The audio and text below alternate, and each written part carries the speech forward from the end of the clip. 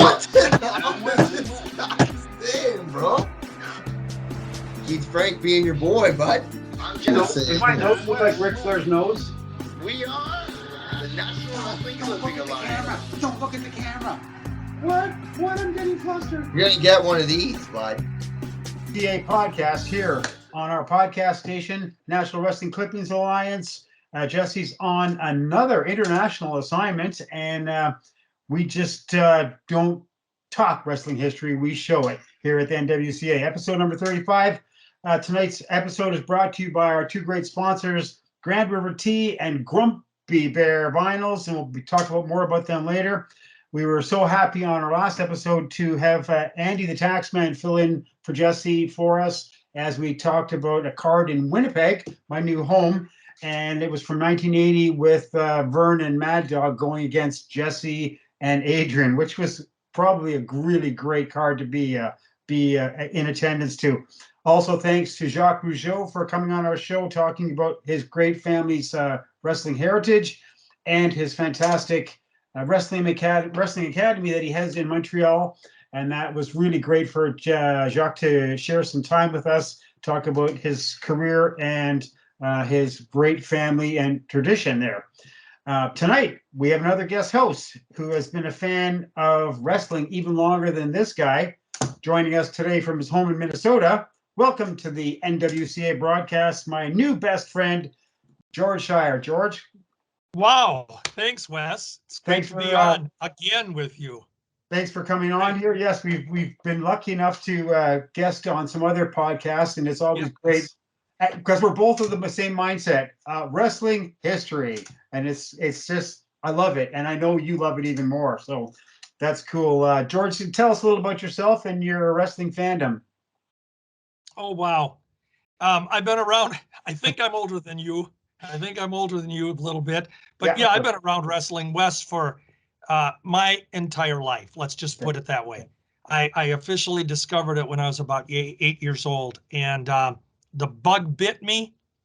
And as I became a teenager, I loved results and looking at cards all around the country, and results became my thing because they tell so many stories about how the guys worked in different territories, good guy, bad guy, aliases. They won, they were pushed in this territory, they were preliminaries on the next, and the feuds and tag teams. Oh my gosh, tag team, so results were my thing. And I started collecting programs from all around the country. Oh my gosh, I used to set up correspondence, pen pals, and they'd send me their program, I'd send them my program, and we were both informed. With a win-win situation. And so that worked out so well. And then I just got lucky, and for a while I had some instances where I could drive or ride with the AWA announcer at the time, Marty O'Neill, who really was the face of All-Star Wrestling all through the 50s, into the 60s, and into the 70s. And I got to ride with him and have some great talks. And before you know it, I was friends with Red Bastien and Billy Red Lyons and Nick Bockwinkel, and the list just goes on. And so I've been very fortunate in putting all that together, and I guess kind of being an expert on it, the history, especially of the AWA, but wrestling in general overall. I pick up a lot, and it lodges in my brain, and sometimes it pulls out, Sometimes I remember stuff I don't even know I knew. But it has been really a fun ride. And then I started writing for wrestling magazines in the 70s, the Wrestling News, Ring Wrestling, and Wrestling Review, and putting articles in there, working on fan club bulletins. And then I wrote a couple of books. I decided it was time to put out one on the AWA, which I did. And so, yeah, that's where it is. I got to announce for some matches for Bill Watts's organization when he came to town here in the Twin Cities of Minnesota, and also for St. Paul Card, and also worked in a small indie promotion. I was an evil manager. Okay. I know that's hard to believe, but it was so much fun. Come true, right? And yeah. And so here it is. Now I just enjoy doing podcasts and sharing the history, and just telling the stories of when wrestling, as I say, was real as you wanted it to be sometimes. But That's right. There you go. Awesome. Cool. So you've sent some really amazing information here for us to talk about tonight, and we're going to have all the clips and things showed up on the credits. I looked at this stuff, and I'm not an expert on AWA, but we know, because we've delved into this enough. I know all these guys except one. Yeah. There's one guy I don't know anything about. Who's the one? Paul Caruso. Paul Caruso. Hey, quick history. Paul Caruso was a friend of Mad Dog Vachon. Okay. And he'd come into the AWA and he'd do jobs on TV wrestling. But he went on to become Kurt Von Steiger with Carl Von Steiger in the Pacific Northwest Territory. Okay, so and the other Von Steiger was Lauren Corlett. From and they both wrestled for Vern as jobbers, enhancement talent. But the famous Von Steigers in the Pacific Northwest Territory. That's Paul Caruso. Learn something new. See, you learned something. Yeah. So we've got these two cards, and it's basically the last card from 1964 and the first card from 1965, and we're going to talk about. You're going to talk about mostly about how the cards played out, how they progressed, and from one to the next, and just briefly beforehand. So Minneapolis was running one card a month, right? Back in the 60s, sometimes two.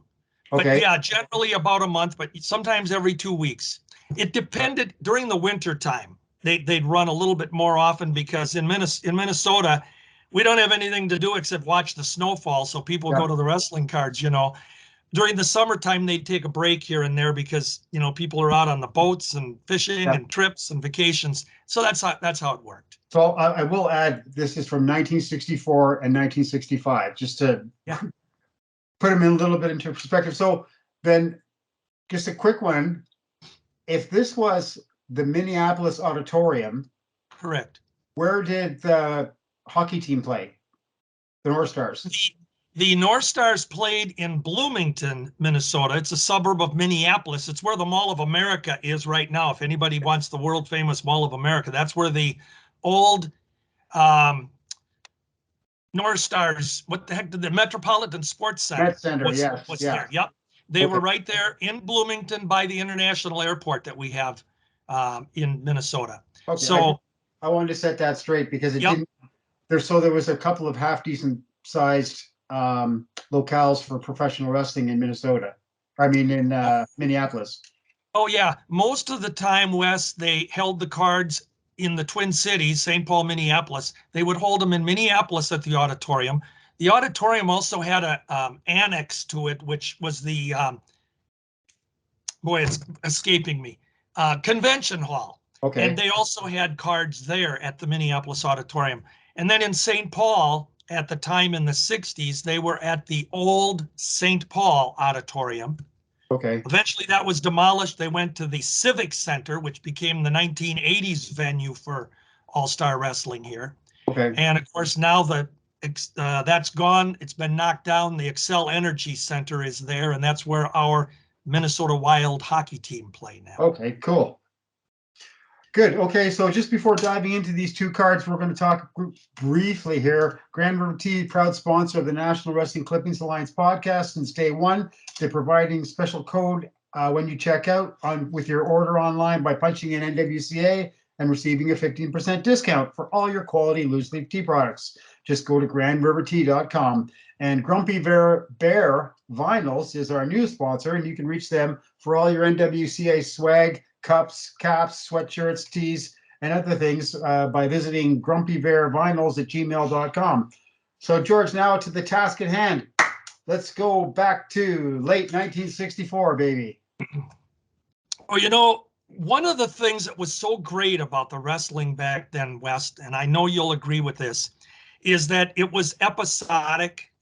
It told a story. You had to go to one card, and then it led to the next card, and it led to the next card, and the storyline. It was, as they say, it was really a soap opera. And each one you went to kind of played off of the previous card for various reasons, with wrestlers meeting each other or challenging one another, or unfinished business. there were disqualifications and interferences, and, we got to get revenge. And so that's how it worked. And I think the best way to lead up to what we really want to talk about today as our main event is we got to go a little bit back to the end of October. Okay. And there was a tag team that came on the scene here in the AWA. They were called by the Crusher, they were called the Dolly Sisters. Yes. But it was Pretty Boy Larry Hennig and Handsome Harley Race. And in October of '64, Hennig had been around here since the beginning of his career in '57, and he had morphed into this bad guy. And now he had Handsome Harley with him. And they bragged that they were going to be the next AWA World Tag Team Champions.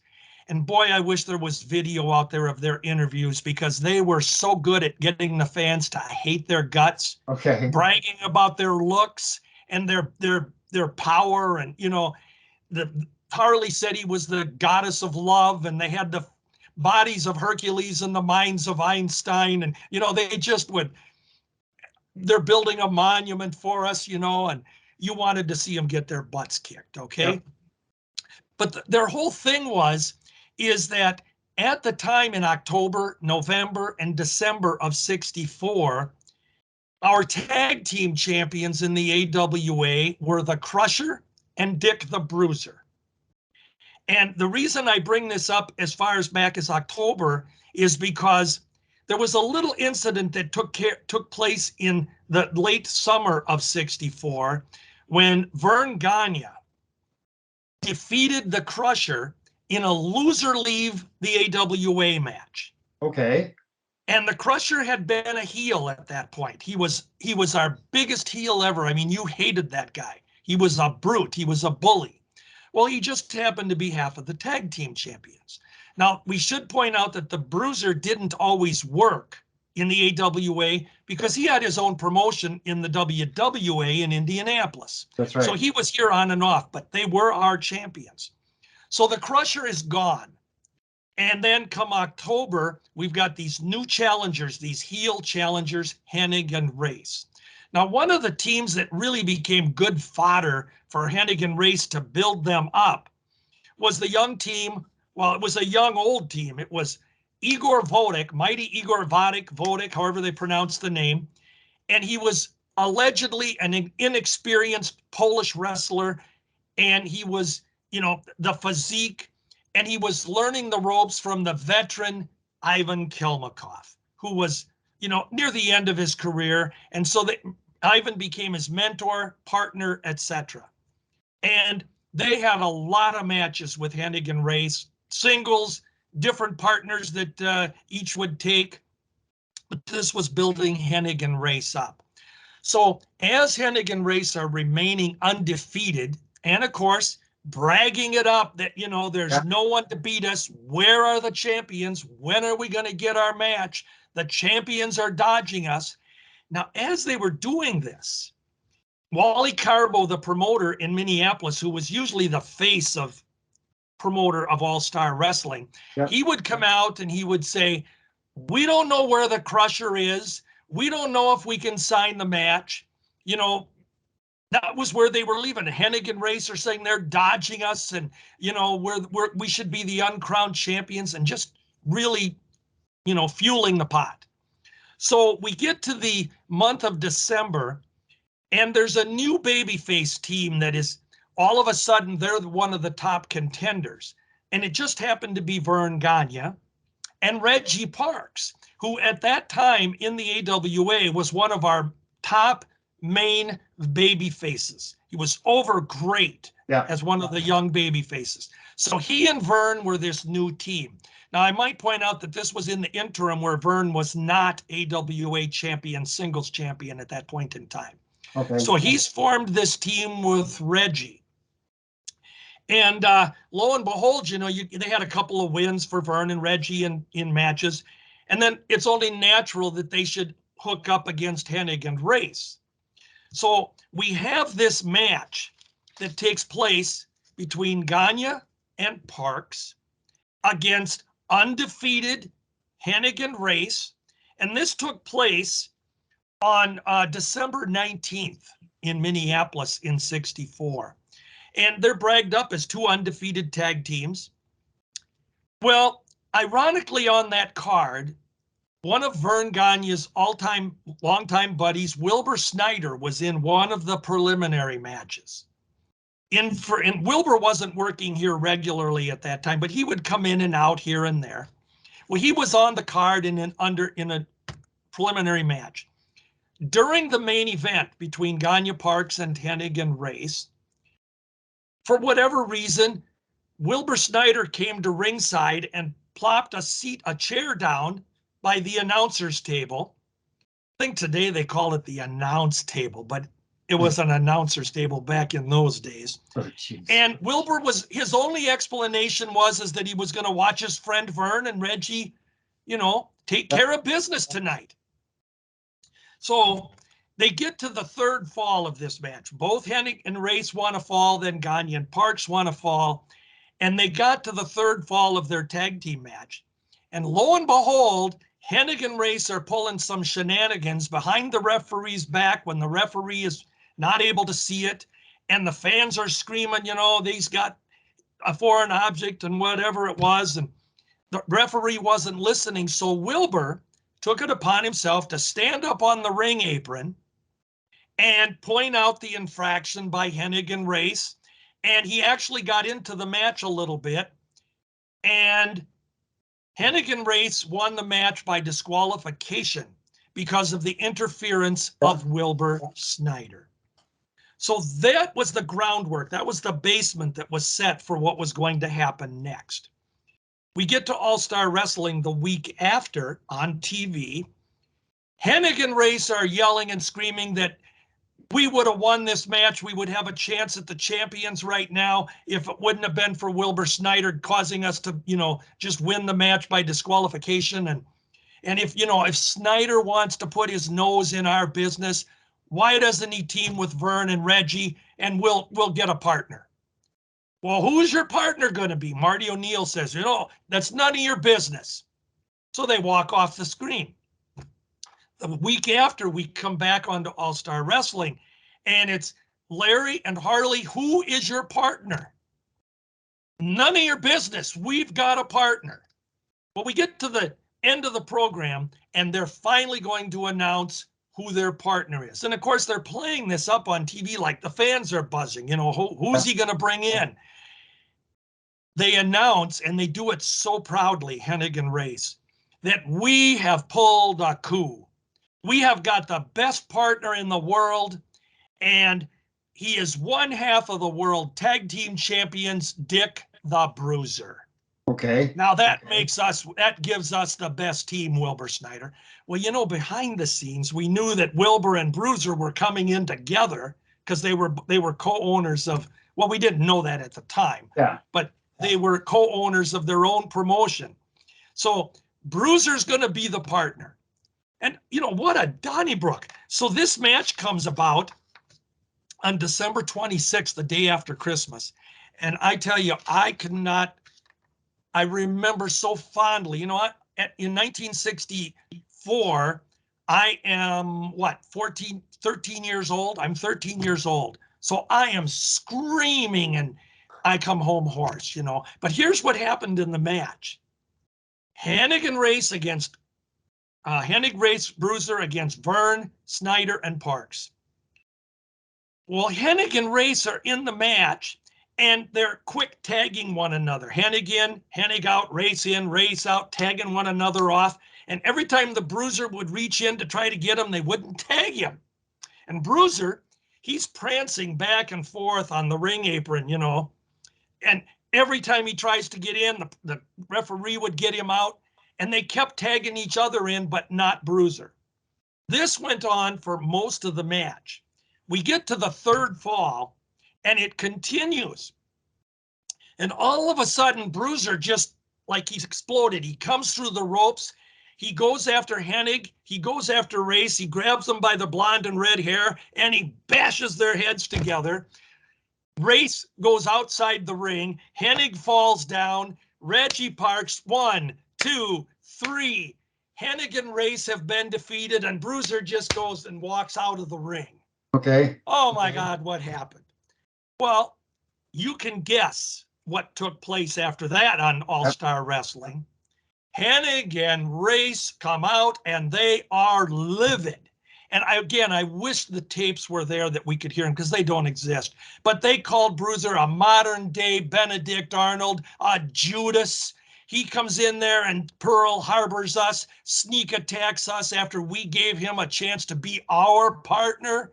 And we want a match with him. Carbo, get us a match with the Bruiser. Carbo comes out in his usual, Carbo was so good. He stumbled through the interviews. He mumbled, he wasn't always, but that was part of the gig. He says, well, I don't know if I can sign a match because we don't know where the Crusher is. And remember, Crusher had lost 3 months earlier. He's gone. Nobody knows where he is. And he hadn't been wrestling. It was one of Crusher's little self-imposed vacations that he'd take from the ring. And he just took time off. So Bruiser, he comes out and he says, I'll get a match with those guys and I'll find the Crusher. And he says, I'm going to go to Milwaukee. And he's doing this in the best Bruiser voice. If you remember Bruiser, the gruff, he says, I'm going to go to every bar, every saloon, every honky tonk in Milwaukee, and I'm going to find Crusher. And they were billed as cousins. Yes. Throughout their time together. So, naturally the fans bought into this. And I'm going to search all these honky tonks and I'm going to find the Crusher. Well, then the question is, can he find the Crusher? Well, sure enough, eventually after 2 weeks go by, he finds the Crusher. And the Crusher's coming back. Now, here's the interesting part.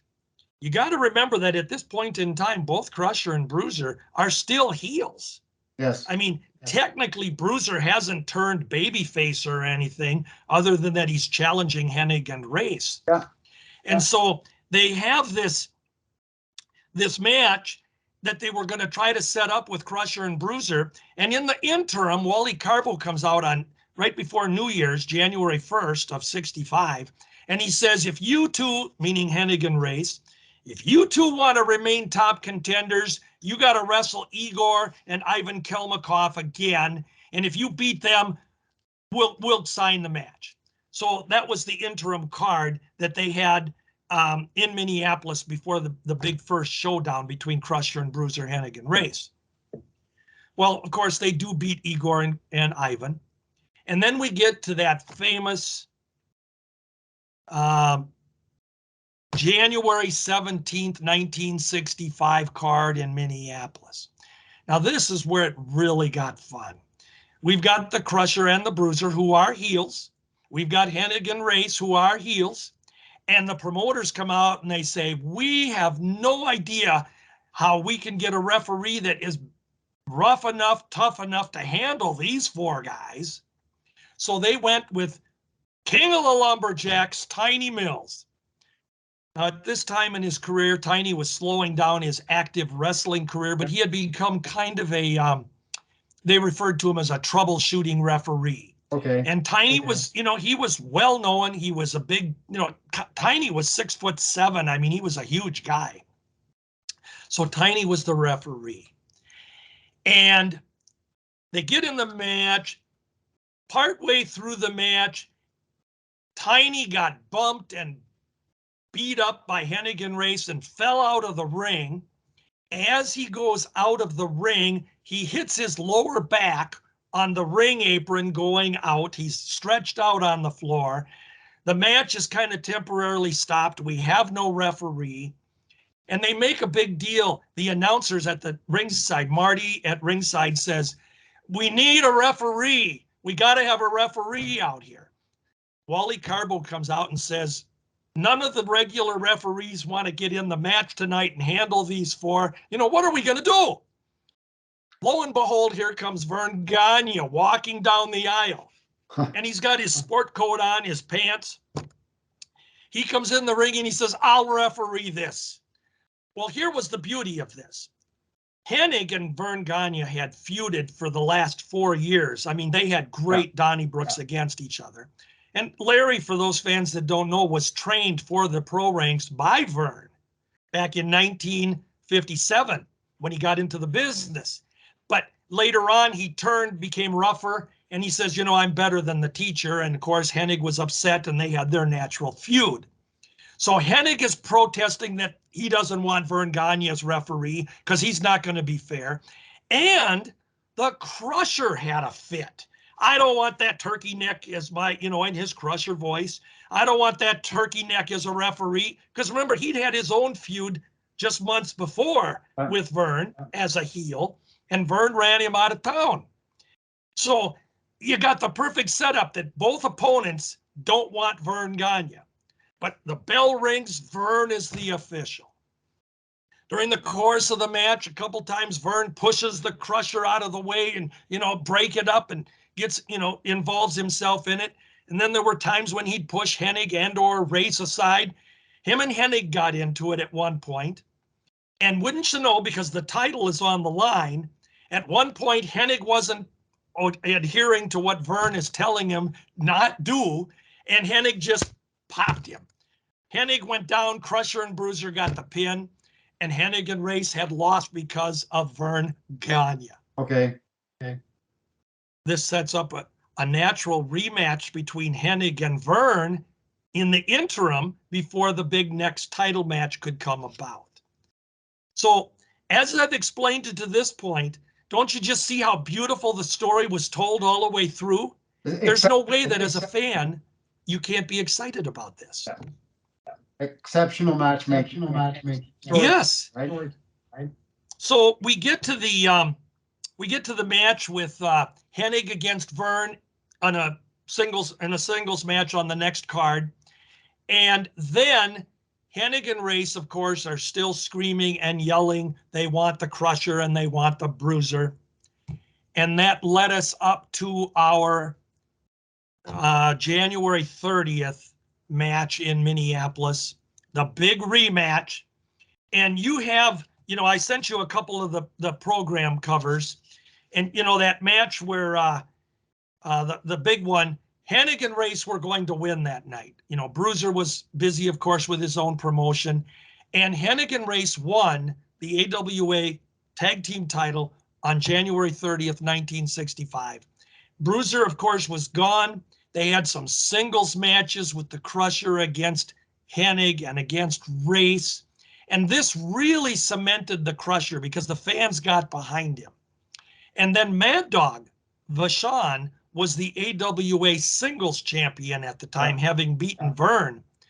And so the Crusher earned some matches against Mad Dog, which was the first part of their decades-long feud after that. Long feud.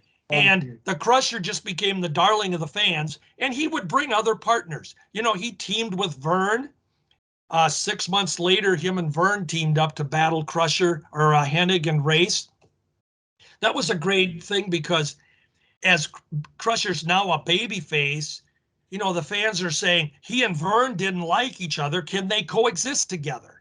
Will he turn on Vern, or will Vern not accept Crusher? But they won the title for a very short time from Hennig and Race, lost it back in a rematch to keep the feud going. Crusher teamed with Igor sometimes. There were other partners, but they just had such a beautiful flow with Hennig and Race.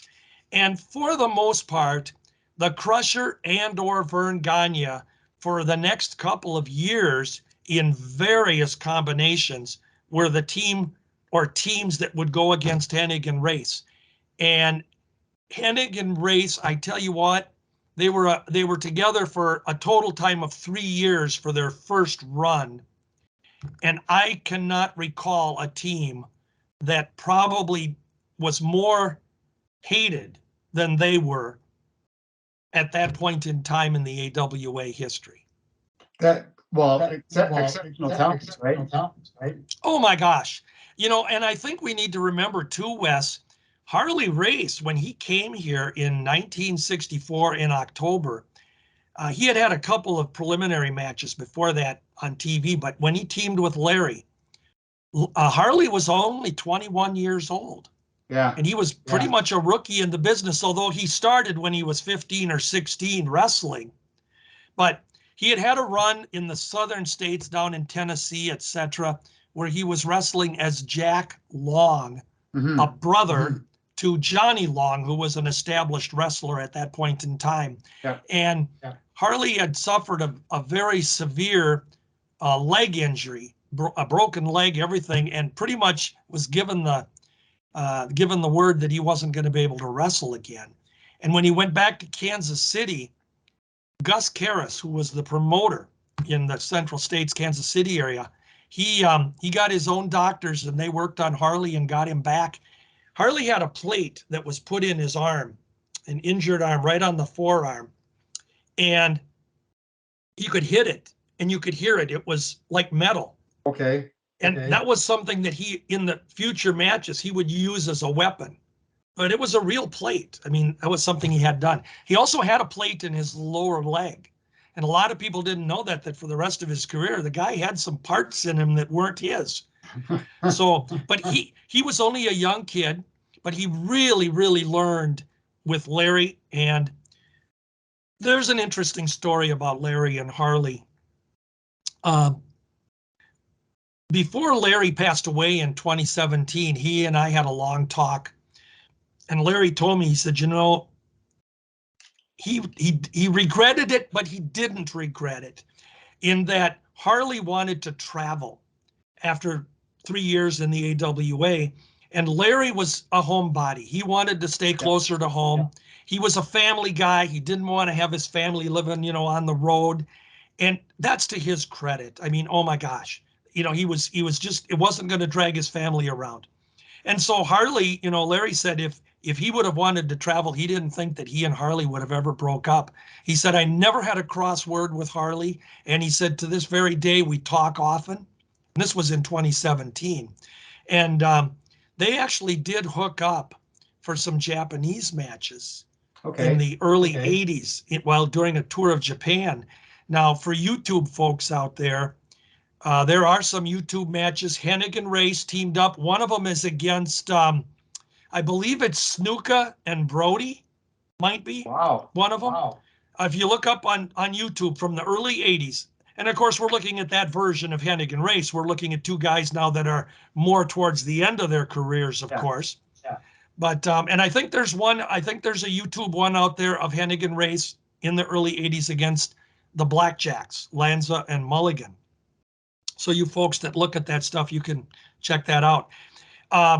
So what happened with the Hennig and Race team is they were champions in 1967, and in October of 67, for a very, very brief time, they brought in, for the first time ever in the AWA, they brought in Bobby Heenan as their new manager. Okay. And he was going to take care of business because they were tired of the promoters shafting them and putting contracts, you know, the stories they used, putting contracts in front of them that they didn't sign, and you know how the story went.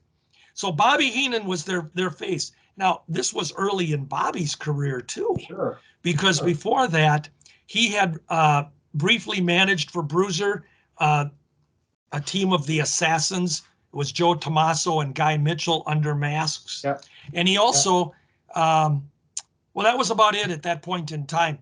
Well, what happened though in later October of 67, and this was something they never told fans. We got the story they wanted us to hear. But what happened was Larry Hennig was in a match with Johnny Powers in Winnipeg. And during the match, Larry's leg was taken out from under him. It was an accidental thing in the match with Powers, and his leg was actually dislocated, Hennig's leg, and he had what they described as a broken leg. Well, ironically, we were told that Vern Gagne had injured Harley or Larry Hennig and taken him out.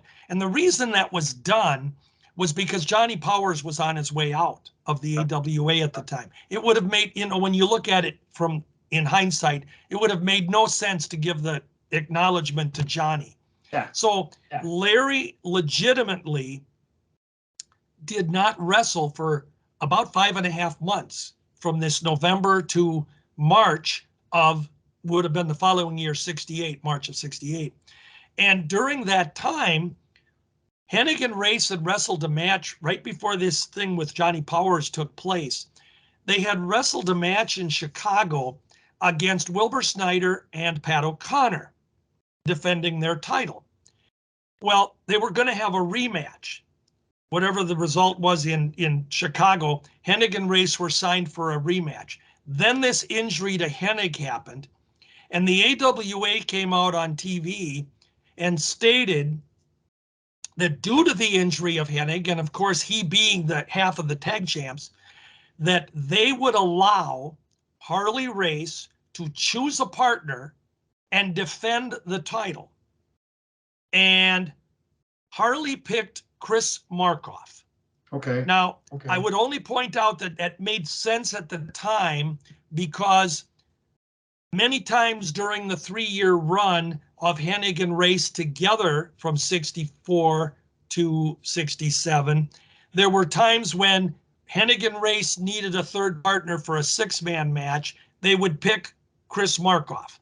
And Chris Markoff, as the Crusher called him, he was the third Dolly sister. Okay. Okay. Crusher had names for Hennig and Race, the Dolly sisters. It was Gertrude Hennig and Sylvia Race. And when Markoff came along, he was Sweet Lips Christine. Wow. So Wow. you can imagine how they would get ironic that the Crusher's a big buffoon and calling us names. And Yeah. Yeah.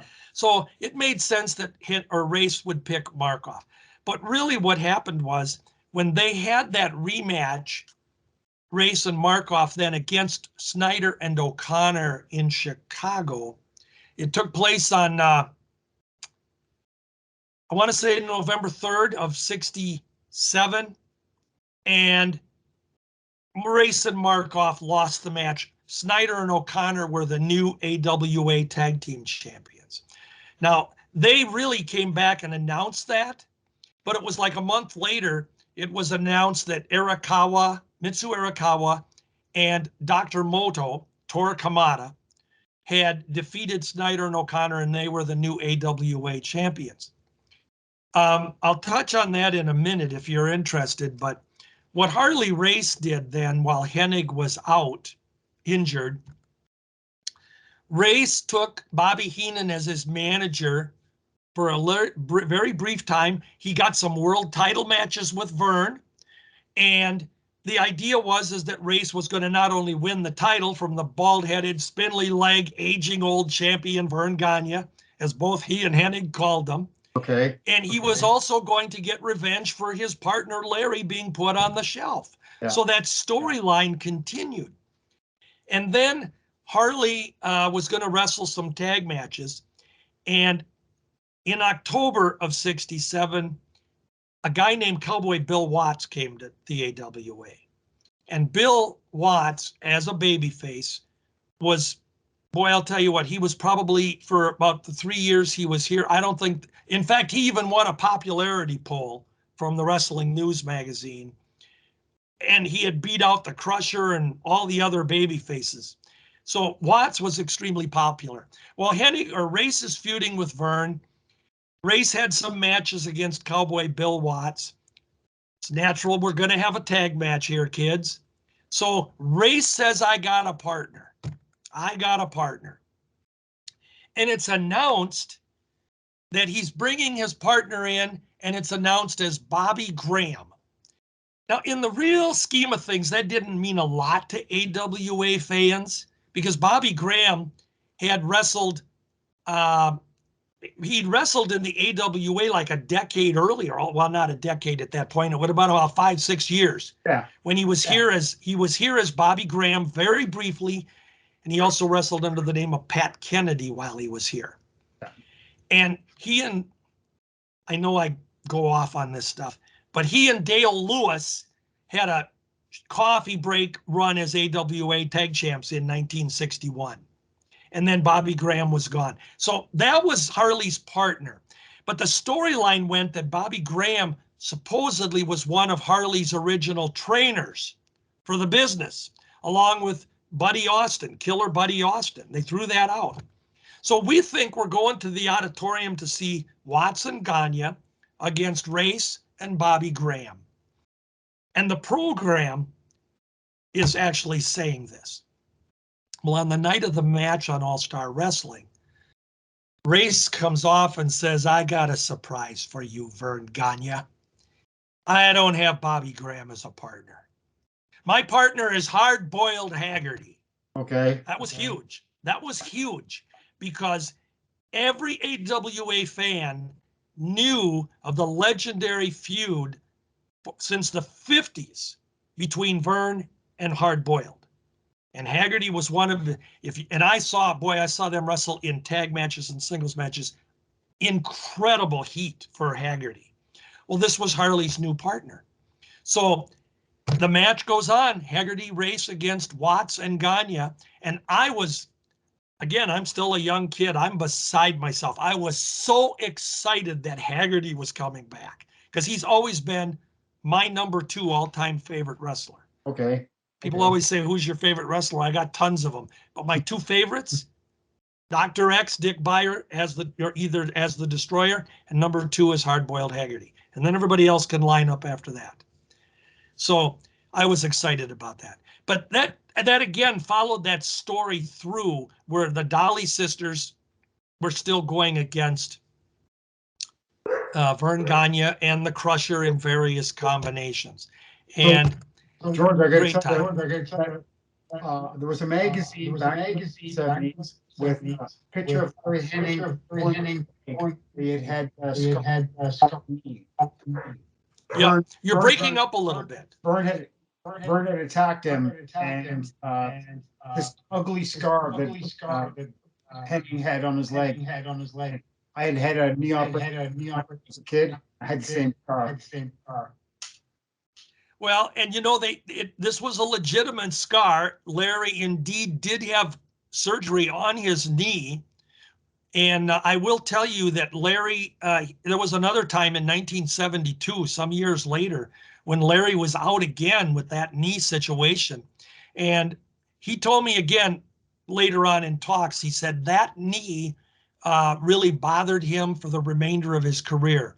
And the irony of it is it was an injury in wrestling that, people say, well, wrestling was, prearranged and it's fixed and it's fake. But this was one of those things that happened that was a real deal. And of course, just blaming it on Vern was good fuel for the ongoing feud. Yeah. So, but yeah, in the program, they also had a picture of Larry in the hospital with the big old cast on his leg on one of the programs. And when Larry came back in March of '68, his first match back in the AWA was on March 30th of 1968. It was in the Bloomington Metropolitan Sports Center. Okay. It was one of the, and they called it the biggest card in Twin Cities history at that time. The card, boy, if I remember right, it was Vern Gagne meeting Dr. X for the first time for their title match. Pat O'Connor was in town against Mad Dog Vachon, who was the former champ at that time. And they even said Pat O'Connor, former world champion. They never said former NWA champion. He was just former world champion. And then that was also Hennig's return that night from the broken leg. And he had teamed in a 6-man match on that card. He was teamed with Hard-Boiled Haggerty and Dutch Savage, who had come in a month before, who had come into the AWA a month before, with Haggerty bragging that his new partner, Dutch Savage, and himself are going to be the next tag team champions. Now, I had mentioned a moment ago about Arakawa and Moto. Yes. Vern had a problem. What happened is that Arakawa and Moto were working primarily for the Bruiser and Snyder's Indianapolis group. And in fact, they were WWA champions as well. And for a while, they actually held both titles at the same time. But what happened was Vern was having a problem getting them into the AWA to defend the title. And basically, they were Bruiser's wrestlers at that point. Yeah. So Vern came up with a plan that he was going to put together a team that he would somehow they would defeat Arakawa and Moto, whether it was a real match or a phantom match, they'd come up with somehow they did it. But he did choose Haggerty and Savage. And Savage was coming in as Haggerty's new partner. Well, you know how they say the best laid plans of mice and men. I can imagine. A couple of weeks after Savage was here, he had agreed to go to Japan. And he was going to be gone for 8 or 9 weeks, whatever the deal was. And he told Vern, he says, I'm going to be gone. And this kind of ticked Vern off because he had intended to put Haggerty and Savage together and somehow make them his champions. So Savage did his Japan thing. Haggerty wrestled some other tag matches with other partners. He was with Mad Dog one time. And Harley Race had left by that point, actually left the territory. But when Hennig came back in March, they were starting to put the program together. Will Hennig and Race rejoin? Is Race heading here to rejoin Hennig? There were stories in the programs. And Harley did come back. And he and Hennig were together for, it was a little bit, about a year they were together again. But Harley wanted to leave. This was about the time he was kind of moving into Kansas City. He wanted to go out to California. And I think he was already having his eyes more on a singles career, if that makes sense. Yeah. And so Hennig and Race had some matches, but never regained the tag team title. So we got I got a really nice picture here. Bruiser from 62. Okay. That's from Detroit. Yeah, body press program. And I love this. This is a great little magazine. Do you have any of these? I have the rest. That's by Ron Dobrats. Yeah, this is a great book. I have all of his magazines. Beautiful book.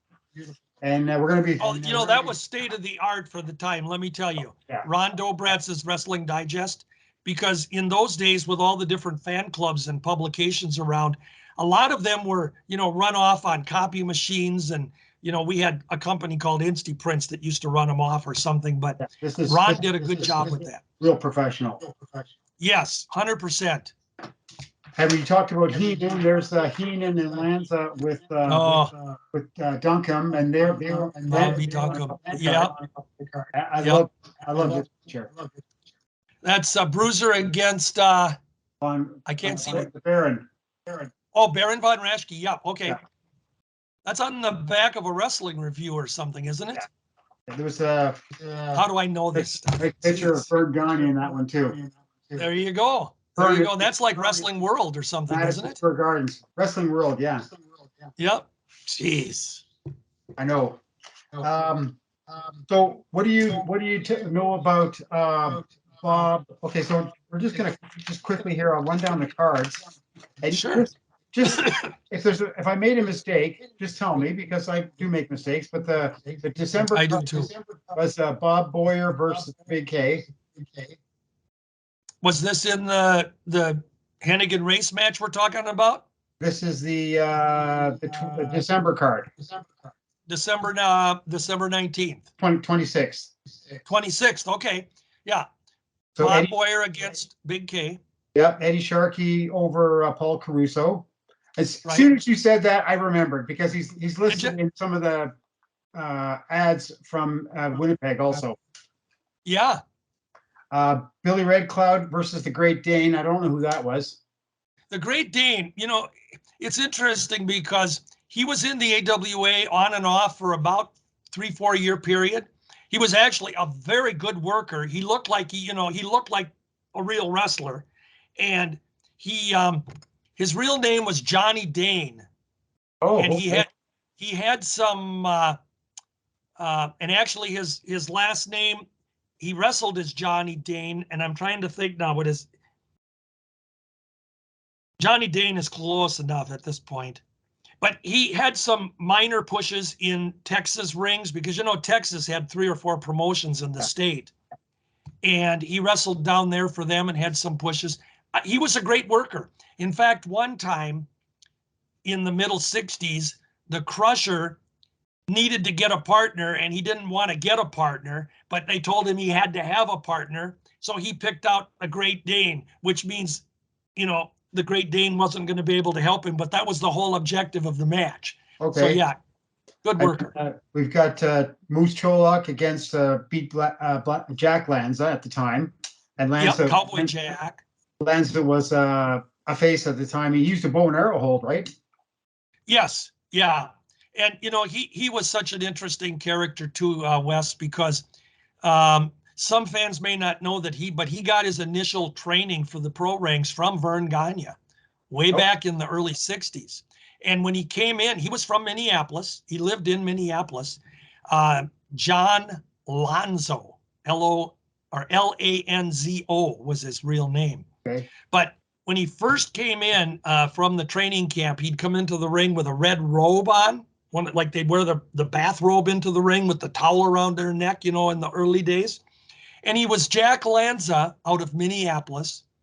And then they billed him for a while as the Italian champion, a fictitious title that they threw on him. But then in the middle 60s, all of a sudden he was from Albuquerque, New Mexico, and he had the cut off blue jeans that were like trunks. Yeah. And then he wore the cowboy boots, and he was Cowboy Jack. Yeah. And the attendance for that card I've got listed here is about 5,800 people. I would say that's probably right. Sometimes the attendance, I hate to say that they would fudge the figures, but I did get to be a pretty good idea of how the auditoriums were, set as far as the seating capacity and everything. And that would have been probably very close. And that was for the 26th card, right, of December. Correct. Yeah, that would definitely have probably been about right. And then the card on January 30th of 65, we've got Sid Freeman, right, versus Sid Freeman, Ricky Lopez. Now Ricky Lopez, I honestly don't remember. I was at the card, and he didn't work, as far as I can remember, he didn't work any other really matches. And I don't remember him per se at all. I don't know if he wrestled under another name or had a career anyplace else. I don't know. Yeah. So, and then Billy Red Cloud over Black Bart. Now, Black Bart, that was the Black Bart that you'd heard of later on, but that was very early in his career. Oh, okay. Very early. Yeah. And Bob Boyer beat Eddie Sharkey. Eddie Sharkey's got a pretty good history too up there, right? Or down there, I should say. Very, very, very, very, yeah. When, and the match against Bob Boyer, I should tell you that in the 60s, from about 65 on, Bob Boyer and Eddie Sharkey, boy, they wrestled a lot of matches against one another. And they were always wrestling to get a title shot with the junior heavyweight champion. Now, the AWA never officially recognized a junior heavyweight champion. They didn't have an AWA junior heavyweight champion. Yeah. But Vern would bring Danny Hodge in, and Danny was the NWA junior heavyweight champion, but they never used the NWA in front of the name. And it was just Danny Hodge was the junior heavyweight champion. So I guess you can say that, they recognized the NWA champ. But Boyer and Sharkey had some great matches. They each took turns winning. Sharkey got the better of them most of the time, and then he'd have some matches with Danny. And they were good matches. And Sharkey was extremely underrated. And there's a great story about Eddie, if you want to hear one, and it involves Harley Race. Okay. Hennig and Race had won the tag team title, as we said, on January 30th of 1965. And a week or two later, Harley Race is at a lounge nightclub in downtown Minneapolis called the Chestnut Tree. And Harley is there, and there are three guys that are kind of beating up on this woman in the lounge, pushing her around. One of them slapped him. The manager came to Harley and knew he was a wrestler.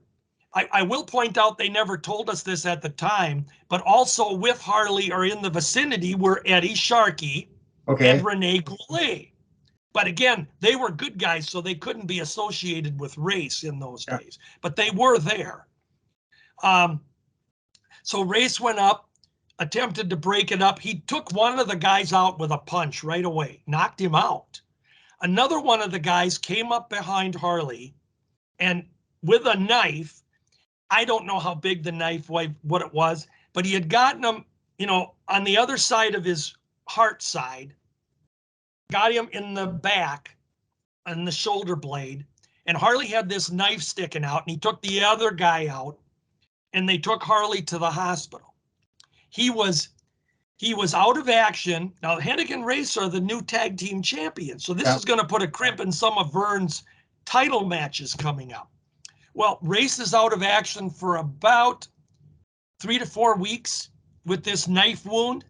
They announced it. It was written up in the Minneapolis papers.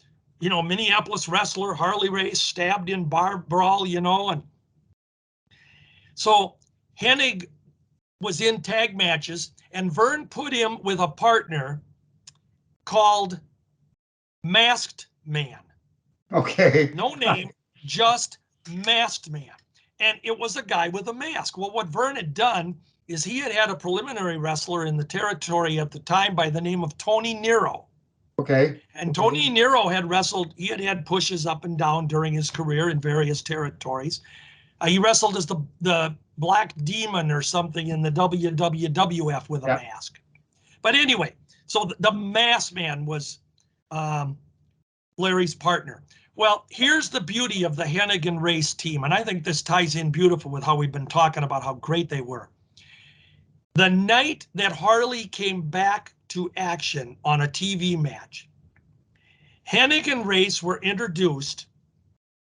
First, Larry Hennig they announced that Harley had come back from this knife injury to the studio audience and the fans at home. Returning after his injury, the knife injury, he saved a lady. They made him a hero. And he's returning to action tonight. They booed Larry Hennig off the planet when they introduced him. But when they introduced Harley then, the fans cheered him, the audience in the studio. Yeah. Now, here was the beauty. This was the beauty of Harley Race. The bell rang, and Harley was first in the ring in the tag match. And I swear to you, Wes, he started going in there and clubbing his opponent and kicking him. And within about 15 seconds, that audience was booing Harley Race. Yeah. And Harley stated later on, he said, I appreciated the accolades, the attention that I got for this, but I was a heel and I had to get my heat back. Yeah. From there on out, you never heard about that injury again. But I will tell you this, for the remainder of his entire active career, if you ever get a chance, if you see any videos or anything and you're able to focus in on the right side of his back on the shoulder blade, he had a scar that was about that big, kind of moon shaped. Okay. And it was a legitimate mark that he had carried for the rest of his life. And you can see that. I've seen it in pictures. I saw it, in other matches. But yeah, that was a real deal. And Eddie Sharkey had told this story many times as well, that Harley was not a guy you wanted to mess with because he had no fear. The man, he wasn't a real wrestler. I mean, when I say a real wrestler, he wasn't the mechanics like a Vern Gagne or a Lou Thez, the amateur backgrounds, any of that stuff. Harley was a street fighter, and he was a tough son of a gun. And if you messed with him, he didn't know you'd have to kill him before he's going to go down. And that was the truth about Harley Race. 2 wrestlers are named as guys that Andre the Giant personally feared for real. One was Harley Race. Okay. The other one was Haku. Yeah. And we had Haku in the 80s here, wrestling as King Tonga. Yeah. He wrestled under that name, but he was a tough son of a gun. And I've heard other people say that too. But Harley was a guy that everybody respected. Absolutely. I'm not going to say that I'm not a Harley fan, some of his stuff I just didn't personally. I just didn't get. I'm never going to deny his greatness in holding. They don't give those people those belts for nothing, right? And how many times he held the championship belt, even as he progressed in age a little bit, got a little gray hair. He was still a champion, no doubt about it, right? Well, the thing about Harley, Wes, is if you listen to his interviews, I mean, aside from his handsome Harley race days in the very beginning, yes, where he had more of an arrogant style and a pompous style, and I'm pretty, handsome, all that stuff. But Harley race became, the way I saw him develop, is he became, I think, very believable. He was matter of fact on his interviews. He spoke to the camera and he spoke to the opponent that he was going to face. And he basically was in the ring. He wasn't really flashy or anything. He was methodical, I would use, maybe a little bit slower than some of the wrestlers. But I always thought when I saw Harley, and man, I saw him wrestle Jack Briscoe. And of course, I saw him wrestle Vern a number of times. I saw him wrestle against Bill Watts. I saw him wrestle against Rene Goulet. I saw him wrestle Dory Funk Jr. I saw him wrestle in St. Louis against Billy Robinson. Okay. And just many, many other guys. And I can tell you that Harley, I think, was believable. I really think he made you believe that he was the real deal. And the truth of the matter is, I mean, Harley Race is on my list of favorite wrestlers. I don't know where I'd place him in there. I already told you he wouldn't be one or two, but I liked him. I really thought, and when he got the chance to wrestle Dory Funk Jr. for that title, which is coming up, doggone it, it's coming up on 30 years since, or no, 50 years. 50. What am I talking about? Yeah. 50 years, 1973. It's coming up on his win over Dory Jr. for the NWA title. When they went to Harley and said, we need you to be the interim champ here, because there was all that controversy behind the scenes with Dory Funk, whether or not he had his accident on the ranch with the pickup truck and couldn't wrestle, whether he was legitimately. Most of the story goes, and again, I don't know how much of it is factual, but most of the story goes is that Dory did not want to drop the title to Jack Briscoe. That was just, he didn't want to drop it to Jack. And so, proving that Texas wasn't as good as Oklahoma is what the whole thing was about in those days. In those days, for sure. In those days, sure. And so Harley got the call, we want you to be the interim champion. Now, Paul Bosch told me this, and there was another one of my longtime friends. I love that man. Oh, but he told me, and Peter Burkholz in his office, they said that when Harley was given the title for that interim period, and it was already programmed that he was going to lose to Jack Briscoe in July, so 3 months later. But what happened is Harley, they found, for the number of defenses that he made to few of the territories, he was over and he drew. And that was to Harley's credit. So whether or not they weren't going to change their mind, Jack got the title. But the seed was planted that Harley could be a guy that they'd go to later on. And they did. On, right? And count on. Yeah. Harley was also, I will point this out, Harley was the kind of a guy, and this is what made Harley and Nick Bockwinkel so good as world champions. They were both company guys in that if you told them they were going to drop the title or this is what we're going to do, they went along with it. Yeah. It wasn't a matter of I'm not going to do it or I'm not losing to that guy or I'm not putting that guy over. And that's what Nick was. Yeah. Whatever Vern wanted, Nick was fine with it. And Harley, same thing. He pretty, and that's what Paul Bosch had told me, he said, we found out that Harley was very good to work with. Now, unfortunately, a few years later, Paul and Harley had kind of a falling out because Harley had missed a couple of dates in Houston, whatever the reasons were. Okay. And the one famous card at the Summit, big card where Harley was supposed to defend the title to Terry Funk, I believe. And Harley thought it was an evening show, and it ended up that it was a matinee show. That was the mix-up they talked about. And Paul Bosch had went to Nick Bockwinkel, who had wrestled a preliminary match on the card against Jose Lothario. And he went to Nick and said, I got a main event. I don't have a champion here. Can you go in? And Nick did it. Him and Terry Funk went to an hour draw. Okay. That put Nick over. And that's where that AWA thing started in Houston in the 80s.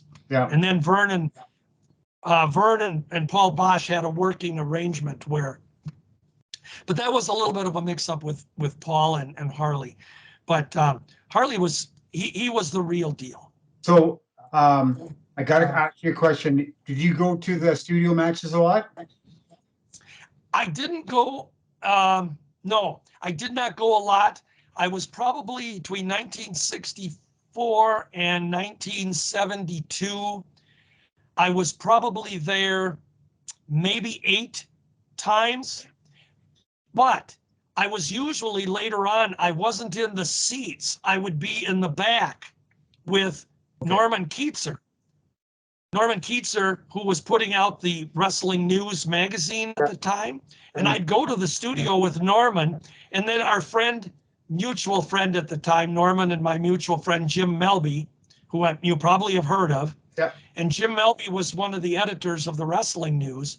So yeah, I was there, but I was able to be behind with them and see. And what was good about that is in the studio, in the typical studio matches, they'd have the seats in an L shape, the stands for the fans, and then the ring. And then over to one side, they'd have the backdrop for the studio interviews after the matches. Now, if you were a fan sitting in the stands, most often it was difficult, if you could at all, hear the interviews as the wrestlers were giving them, because just the way it was set up. They didn't want to tip any hats. Well, and a lot of times because they were filming and they were also talking about another city, or they were also filming another town, because they do 2 or 3 shows at a time when they tape the matches. So when I was able to stand back, I would be directly, I guess you'd say, right in front of the backdrop. Okay. And I would be able to hear, and that's what I enjoyed. I enjoyed the interviews in those days because, you know, those studio matches, it was typical. They had one of the main stars against a jobber.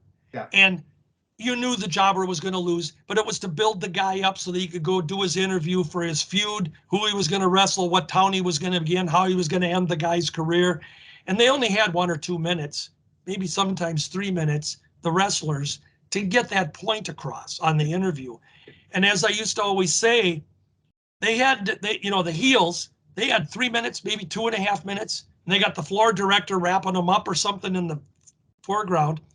And they had to get the fans to hate them enough to want to get off the couch and run down to the box office in those days, the ticket office, and get a ticket.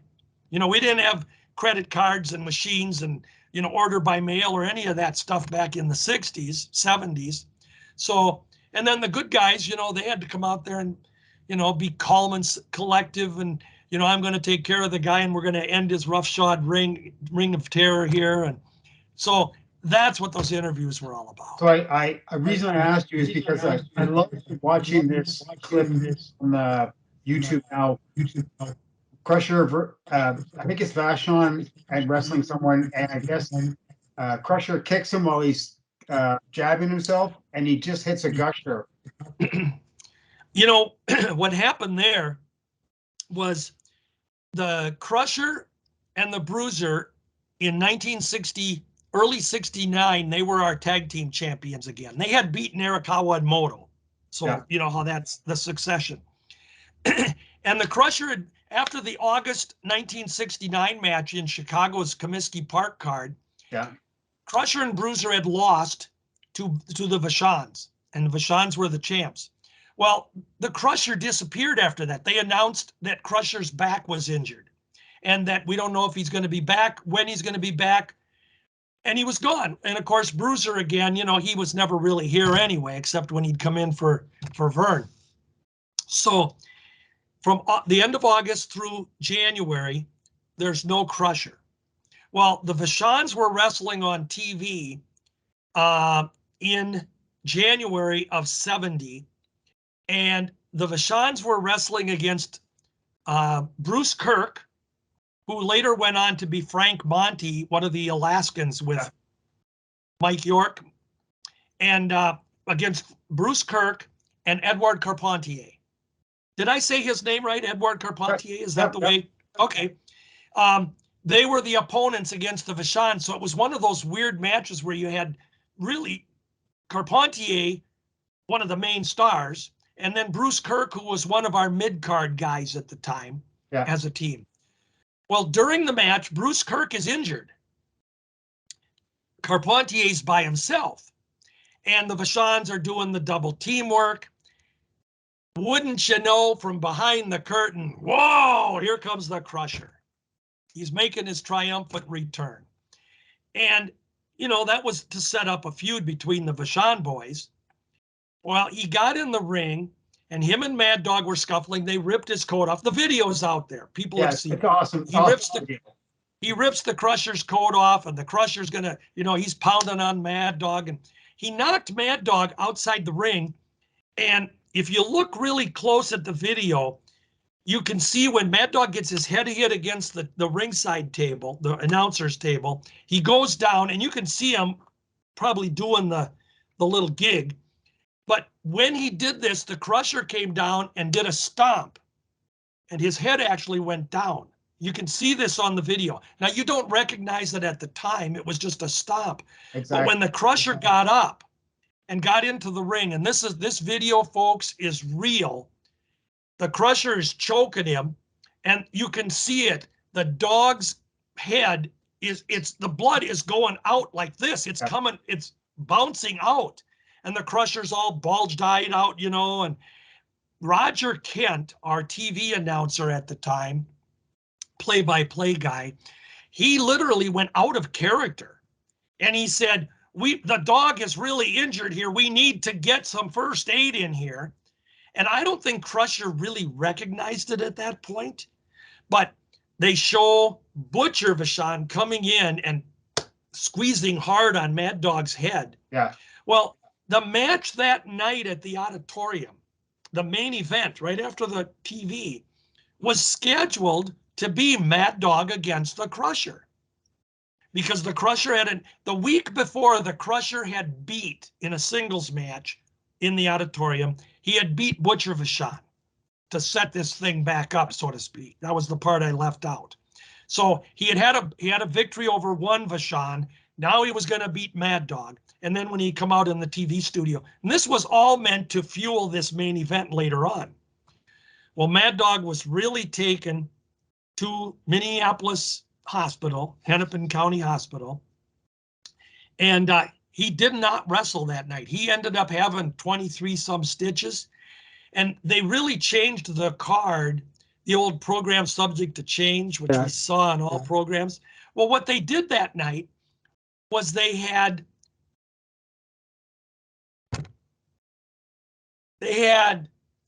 Hennig and Race. Boy, I got to think about this. Hennig and Race.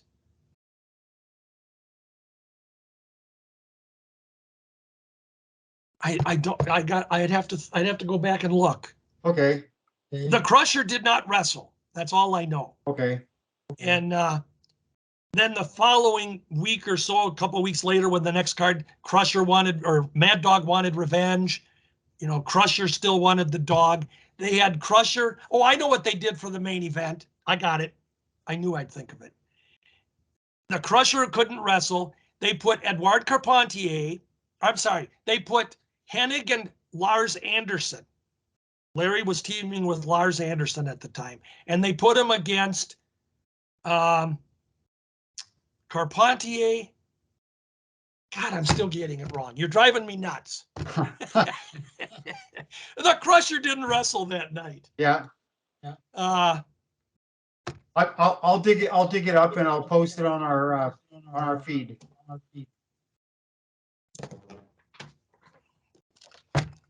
Hang on. I'm going to get this right yet. Okay, so we got that card.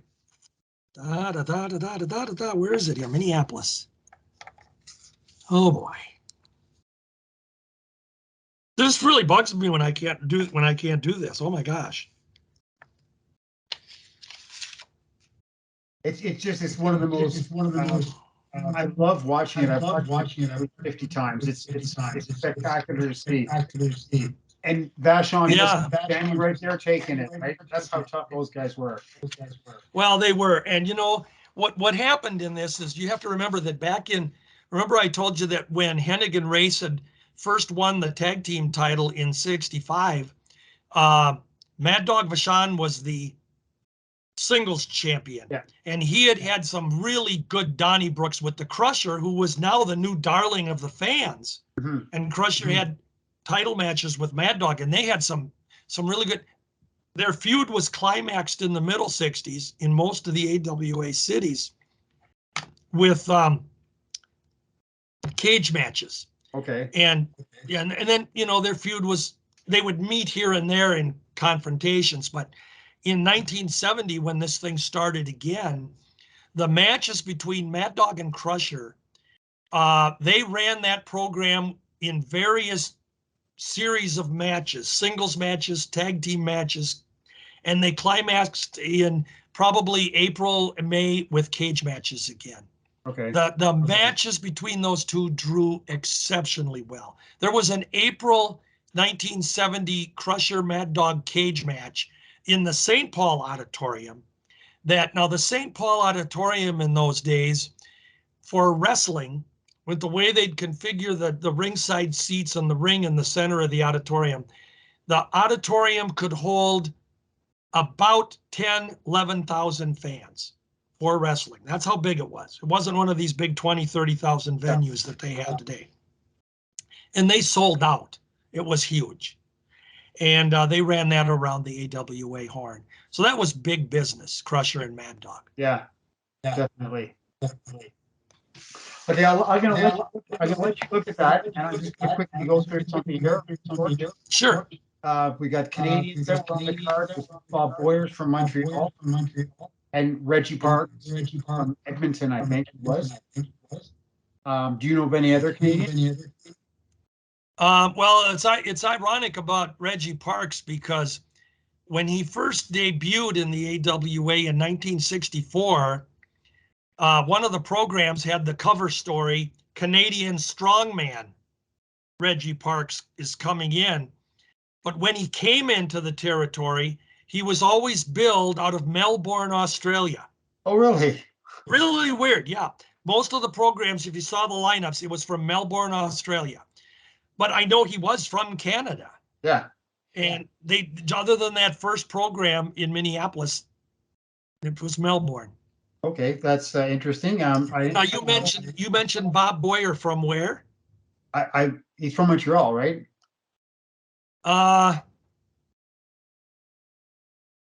Maybe. I want to believe that kind of legitimately he was from Mobile, Alabama or someplace. Oh, okay. So I don't know if they put some storyline in there for, you know, with wrestling. You know, I got to tell you a funny story. One time I'm doing the ring announcing. Now this would have been in the 80s. It was for Bill Watts's UWF when he came into St. Paul for a card. And I got to be the ring announcer. And Grizzly Smith, who was of the famous Kentuckians, he was the guy in charge that night at the St. Paul Auditorium, you know, kind of the booking. What do they call him?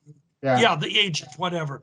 And Grizzly, he told me, he said, go around and talk to all the guys and find out what their weights and where they want to be billed from. Exactly what he told me. Okay. Find out where they want to be billed from. And so, okay. So I went around to each guy, and there was a few of them, you knew where they were supposed to be from. But yeah, so who knows if they did that all the time on wrestling or not. And we've got quite a few guys actually that work for the Wild Man in Ontario. We've got Billy Red Cloud. When he was with the WWA, they were coming across here. Big K spent 2 summers in the early 70s working the whole circuit with Eric the Red, Tony Parisi, and Tony Marino. Moose Cholak. Did he wrestle as Big K, or was he Stan Kowalski? He was Big K. He was Big K? Big K. That's weird. That's They weird. Okay. They sort of build him sometimes and let it slip as either Crusher Kowalski or Killer Kowalski. They let it slip, but, we knew it wasn't. Yeah. It's weird with Stan, because sometimes he actually did get billed in programs as Killer Kowalski. Yeah. Which I would say sometimes fans thought they were seeing the real Killer Kowalski and they saw Stan, which I wouldn't have been disappointed, because Stan was a hell of a good worker. Yeah, and he wouldn't have been brought back the next summer if he wasn't able to draw. They did the circuit around. It was Eric the Red and him against Marino and Parisi. It was either tags or singles, and they worked the whole circuit all summer long. And then Reggie Parks also worked for the Wild Man when he was working a little bit in conjunction in the early 70s with the Montreal guys. Sure. Oh yeah, was it the Grand Prix? Wasn't he with the Grand Prix? Yeah. So that's amazing. George, just been unbelievable to talk with you today. I really. Oh my. I need to ask you about your social media page. Yes. Go ahead. Tell us all about it. Well, obviously, social media and wrestling pages seem to be the big thing today. If anyone is interested, go to George Shire's and put SCHIRES. Wrestling Time Machine. George Shire's Wrestling Time Machine. Click join. And it's all old school wrestling, 1990 and older. So if you're interested in today's product, then don't visit, because I'm not there for you folks. But anything back, and it's not just AWA, it's all over wrestling. I pride myself in, the AWA being my hometown, my home area, but I can talk any territory with you, and we can go on. So, and then I'm also on the AWA, American Wrestling Association. That's exactly the way it is. Okay. I am one of the moderators on that page. Click join and you'll get all kinds of AWA stuff. Awesome. So again, I'm going to thank you very much for coming on with us and telling us some awesome stories. I think things I didn't even know. Not that I know I don't know, but awesome. That makes me happy. So for sharing with us. So everybody, don't forget to check out our 5 Facebook groups: the NWCA main page, the Tribute to Ric Flair page, the Ontario Wrestling Clippings of the Past page, and the Tribute to British Columbia Wrestling page, and of course our longest running tribute page, which is to the Wild Man Dave McKegney. And please share episodes with your like-minded wrestling friends. Subscribe, like, etc., etc., etc., etc., etc. And on behalf of Johnny and Jesse, I'd like to say thank you so much for letting us share wrestling history with you. And a special thanks to Top Dog George Shire for guest hosting with us and sharing his amazing knowledge with us. Thank you so much. I'm Wes, and ciao for now. I'm Jess. And I'm Wes.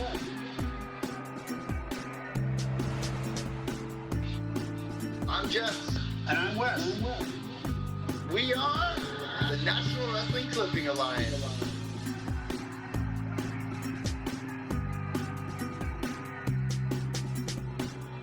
It's the NWCA Podcast. The NWCA Podcast.